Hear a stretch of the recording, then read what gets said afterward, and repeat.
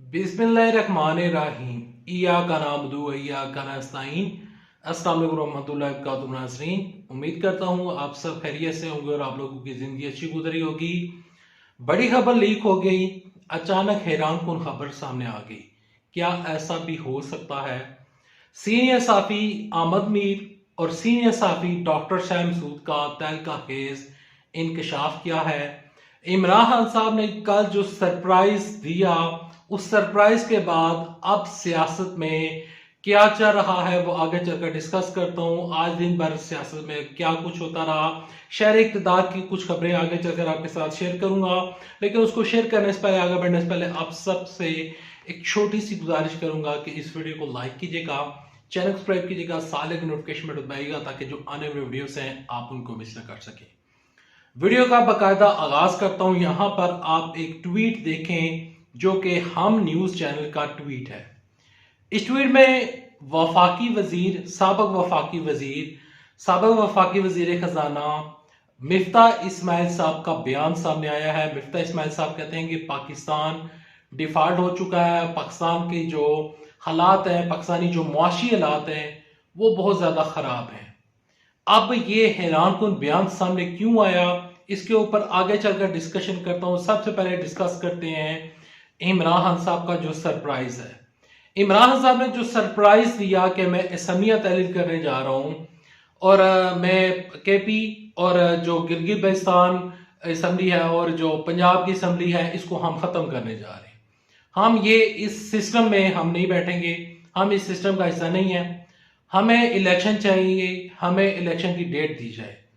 इमरान साहब के इस बयान के बाद चहमगोइयां हो रही हैं कि क्या चौधरी परवेज इलाही इमरान साहब का साथ देंगे या फिर वो असमिया तहलील करने से मुकर जाएंगे। सीनियर साफी आमद मीर ने जियो न्यूज के ऊपर वो आए हुए थे, पूरा पैनल आया हुआ था और आमद मीर ने ट्वीट भी किए थे और उस पैनल में बैठकर उन्होंने कहा कि ये हुकूमत हार चुकी है, इमरान खान साहब ने बड़ी सियासी चाल चली है और ये जो चाल इमरान खान साहब ने चली है इसका हुकूमत के पास किसी किस्म का कोई सोल्यूशन नहीं है। वहां पर एंकर पर्सन जो थे उन्होंने पूछा कि राणा सनाउल्लाह साहब कह रहे हैं कि हम नो कॉन्फिडेंस मोशन ले आएंगे, तहरीक अदम एतमाद ले आएंगे, चौधरी परवेज इलाही की हुकूमत को खत्म कर देंगे। तो आमद मीर साहब ने कहा कि ये जितने भी बयान आ रहे हैं ये सिर्फ और सिर्फ अपने आप को बचाने के लिए ये बयान आ रहे हैं, ऐसा मुमकिन होता हुआ नजर नहीं आ रहा।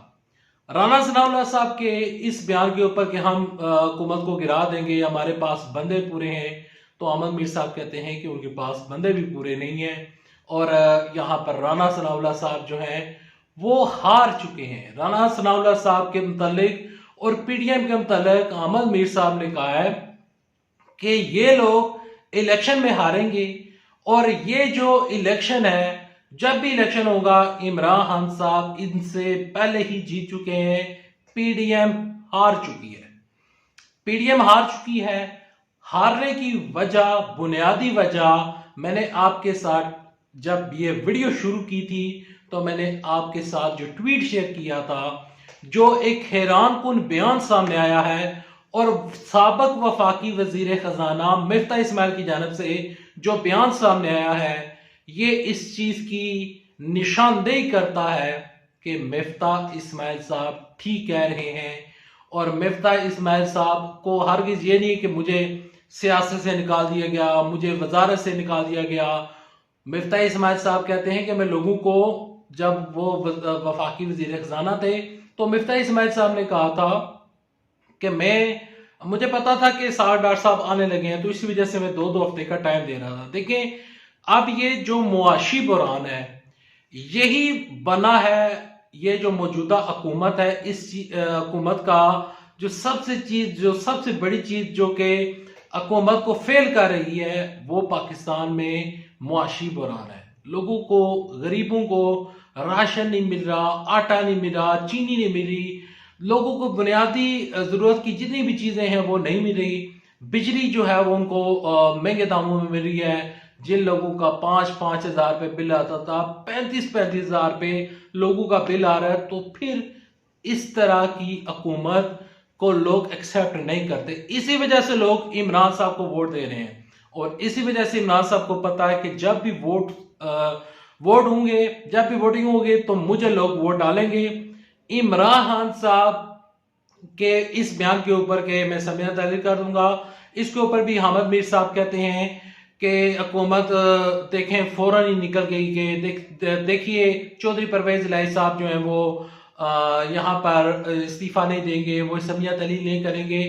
यानी कि अब उनको डर लग रहा है, उनकी जो टांगे हैं वो कांप रही हैं, और यहाँ पर जो हुकूमत है अब वो बचने के ऊपर लगी हुई है, यानी कि आगे पीछे निकलने की कोशिश कर रहे हैं। और उसके ऊपर हामिद मीर साहब ने एक दफा फिर कहा कि देखें जी ये जो हुकूमत है ये कह रही है कि चौधरी परवेज इलाही साहब इस्तीफा नहीं देंगे, लेकिन चौधरी मोहसिन इलाही साहब ने ट्वीट करके वादे तौर पर बता दिया कि हम इस्तीफा देने के लिए तैयार बैठे हैं, हम इसलिए तहरीर करने के लिए तैयार बैठे हैं। यहां पर आपके साथ खबर शेयर करते हैं डॉक्टर शाह मसूद की खबर। डॉक्टर शाह मसूद साहब ने जब इमरान साहब को इक्तदार से निकाला गया था, तो इक्तदार में जब इमरान साहब बैठे हुआ करते थे तो इमरान साहब के मुताबिक डॉक्टर शाह मसूद कहा करते थे ये निज़ाम नहीं बचेगा, इमरान साहब की जो हुकूमत है ये गिर जाएगी। और डॉक्टर शाह मसूद साहब उस टाइम वो वाहिद साफी थे जिन्होंने बताया था कि इमरान साहब के जो पार्टी है उसमें काफी बंदे जो हैं वो दाएं बाएं निकल जाएंगे। तो हम उस टाइम डॉक्टर शाह मसूद का मजाक बनाया करते थे, हम उनके खिलाफ वीडियो बनाया करते थे, हम उस बात को एक्सेप्ट नहीं करते थे। इवन के मैं बड़े बड़े जर्नलिस्ट डॉक्टर शाह मसूद के खिलाफ लिखते थे कि देखें जी डॉक्टर शाह मसूद से ये कह रहे हैं, शायद उनको बुग़्ज़ इमरान है, इमरान साहब ने उनको जेल से नहीं निकलवाया, तो शायद इस वजह से डॉक्टर शाह मसूद साहब इस तरह के बयान दे रहे हैं। अच्छा, वो तमाम तर बातें हमने देखी, किस तरह इत्तेहाद टूटा, किस तरह अपने बंदे जो है वो लूटे हो गए, किस तरह लोगों की बड़ी तादाद दूसरी पार्टीज में चली गई, और तमाम का सिस्टम आपने देखा। अब डॉक्टर शाह मसूद ने जब इमरान साहब को इक़्तिदार से निकाला था तो डॉक्टर शाह मसूद ने कहा था कि इमरान साहब ज्यादा पावरफुल होकर आएगा, ये बिल्कुल भी नहीं डरेगा, ये बिल्कुल भी नहीं झुकेगा, ये घर में नहीं बैठेगा, इमरान खान साहब दोबारा इक़्तिदार में वापस आएंगे, ये डॉक्टर शाह मसूद ने कहा था। और डॉक्टर शाह मसूद कहते हैं कि इमरान खान साहब पहले से ज्यादा ताकतवर होकर आएगा। यही बात सीनियर साफी अरुण रशीद कह रहे हैं कि इमरान साहब 2/3 नहीं बल्कि 3/4 अक्सरियत के साथ वापस आएंगे। ये तमाम तर सियासी मंजरनामा, ग्राउंड रियलिटीज, मईशत की जो खराबी है, और मिफ्ताह इस्माइल साहब के जो बयान सामने आ रहे हैं, हैरान कुन बयान सामने आ रहे हैं। ऐसा क्या ऐसा भी हो सकता है? जी हाँ, ऐसा भी हो सकता है। देखें मैं यहाँ पर अल्लाह से दुआ करता हूँ कि पाकिस्तान बेहतरी की जानिब बढ़े।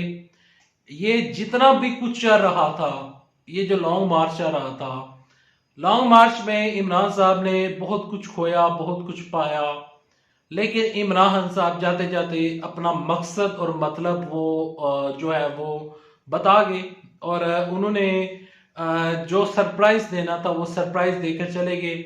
उन्होंने बड़ी कोशिश की कि किसी तरीके के साथ हुकूमत उनके साथ मिलकर बैठे, और हुकूमत जो थी वो हर वक्त एक ही चीज के ऊपर अटकी हुई थी कि आप असम्बली को तहरीर करें। आप इमरान साहब असम्बलियां तहरीर कर रहे हैं, तो जो ये हुकूमत है वो अब इस चीज से भाग रही है। हुकूमत कह रही है कि नहीं, आप असम्बलियां तहरीर नहीं करेंगे। अच्छा, शर्जील अहमद साहब कहते हैं कि मैं चैलेंज करता हूं इमरान साहब सदर आरफ अलवी से इस्तीफा लेकर दें। ओ भाई मेरे, सदर आरफ अलवी का इस्तीफा यहाँ पर इम्पोर्टेंट नहीं है। सदर आरफ अलवी का पंजाब गवर्नमेंट से कोई लेना देना नहीं है। सदर आरफ अलवी का केपीके असेंबली से कोई लेना देना नहीं है। उनके पास एमएनए की सीट थी और वो सदर पाकिस्तान बन गए थे, और वो सदर पाकिस्तान क्या वो इस्तीफा देंगे? ऐसा नहीं होगा। वो इस्तीफा देंगे तो क्या फिर आप मौलाना फजलुर रहमान को सदर पाकिस्तान लगाना चाहते हैं, या फिर पीपल्स पार्टी का कोई सदर पाकिस्तान लाना चाहते हैं? नहीं, ऐसा नहीं होगा। यहाँ पर इलेक्शन कमीशन का भी बयान सामने आया, वो भी आपके साथ शेयर कर देता हूँ कि इलेक्शन कमीशन ऑफ पाकिस्तान ने कहा है कि ये आइन में नहीं लिखा हुआ कि 10 इस्तीफे आएंगे, 100 आएंगे, 200 आएंगे। फवाद चौधरी ने कहा कि तकरीबन 500 प्लस इस्तीफे तैयार हैं। तो इतने ज़्यादा जब इस्तीफे आएंगे तो इलेक्शन कमीशन ऑफ पाकिस्तान को, हुकूमत को इलेक्शन करवाना पड़ेगा। तो उसके ऊपर chief election commission of Pakistan की जानिब से बयान सामने आया है कि आइन में ये कहीं भी नहीं लिखा हुआ कि इतने इस्तीफे आएंगे तो इलेक्शन ही करवाना पड़ेगा, जनरल इलेक्शन ही करवाना पड़ेगा। राना सनाउल्लाह साहब कहते हैं कि ये इस्तीफे आएंगे, हम ज़िमनी इंतखाबात करवा लेंगे। राना सनाउल्लाह साहब कितनी देर तक ज़िमनी इंतखाबात करवाते रहेंगे? ज़िमनी इंतखाबात अगर फर्ज कर रहे हैं कि 10 से 15 दिन के अंदर इमरान साहब इस्तीफे दे देते हैं और असम्बली को तहलील कर देते हैं, और फिर आप इस सिस्टम को ले जाएंगे ज़िमनी इंतखाबात की जानब, तो फिर election commission of Pakistan date देगा। हो सकता है कि फरवरी में डेट मिल जाए या जनवरी के आखिर तक डेट मिल जाए। तो जब जनवरी के आखिर में ज़िमनी इंतखाबात होंगे तो बेहतर यही है कि 2 महीने बाद से ही अप्रैल तक इलेक्शन करवा देने चाहिए।